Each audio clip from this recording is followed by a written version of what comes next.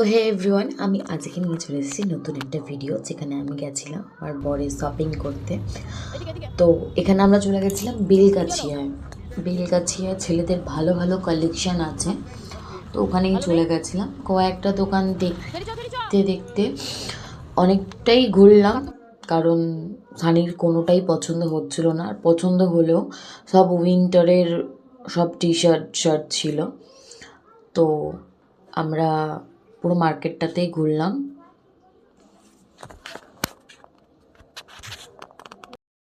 অবশ্য এখানে শুধু ছেলেদেরই পাওয়া যায়, বাট এখানে 7-8টার মতন ছেলেদের জামা কাপড়ের দোকান আছে। তো এই একটা দোকানে চলে গেছিলাম, যেখানে শানির এখানের কালেকশানগুলো খুব ভালো লেগেছে, তাই আমরা ঢুকে পড়লাম।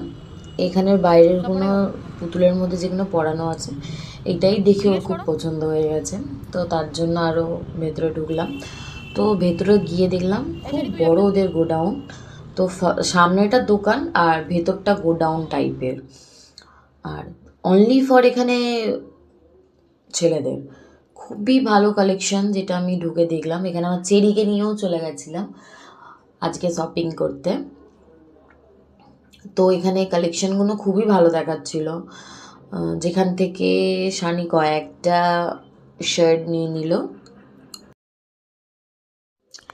আর এখানে এই ছেলেটা দেখতে পাচ্ছ আমাদেরকে বার করে করে দেখাচ্ছে সব কটা কালেকশন। সত্যি বলতে খুবই ভালো লেগেছে আমার। আমরা এখান দিয়ে পুজোতেও, দুর্গা পুজোতেও শপিং করেছি।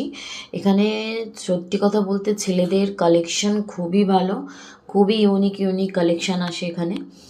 তো এখানেই আমরা চলে গেছিলাম আজকে শানির শপিং করতে।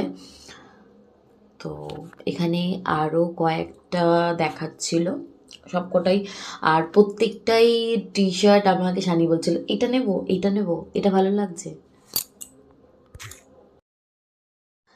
এখানে ও কিছু কিছু টি শার্ট পছন্দ করছিল, আমাকেও দেখাচ্ছিল। আরও যখনই শপিংয়ে যায় আমাকে নিয়ে যায়, কারণ ও যেটা তুলে নিয়ে আসে হয়তো আমার পছন্দ হয় না, এবার ও পরলে আমি একটু রেগে যাই, যার জন্য যখনই ও যায় ও আমাকে সঙ্গে করে নিয়ে যায়। তো এখানে টি শার্টটা পরে দেখাচ্ছিল, ওর মানে নিজের টি শার্টের ওপরেই ও পরে পরে আর কি দেখছিল। তো এইটা ওর পছন্দ হয়েছিল, তার জন্য এইটাও ও নিয়েছিল। আরও এই যে ওই হাতেরটা যেটা ও নিয়েছে এখন, এটাও আমার বেশ ভালো লেগেছে, এটাও নেওয়া করিয়েছি, খুবই সুন্দর এটা। আর খুব ভালো ভালো কালেকশান, দেখতে থাকো তোমরা। এখন আমরা ঘর থেকে বেরিয়েছি, আমাকে বলে বেরিয়েছে রিয়া আজকে আমি ব্ল্যাক নেবো না। আমিও বলেছি